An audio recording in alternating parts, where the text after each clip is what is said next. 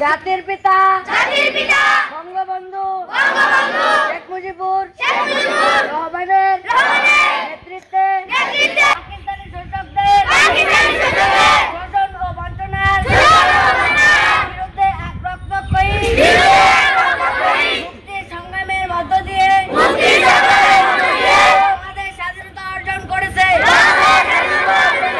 বিশ্বের বুকে বাঙালি জাতি প্রতিষ্ঠা করেছে তার সশস্ত্র জাতীয়তা। আমি দীপ্ত কণ্ঠে শপথ করছি যে শহীদদের রক্ত বৃথা যেতে দেব না। দেশকে ভালোবাসবো, দেশের মানুষের সার্বিক কল্যাণে সর্বশক্তি নিয়োগ করব। জাতির পিতা বঙ্গবন্ধু শেখ মুজিবের আদর্শ উন্নত ও অসাম্প্রদায়িক তোমরা সোনার বাংলা গড়ে তুলব। মহান সৃষ্টিকর্তা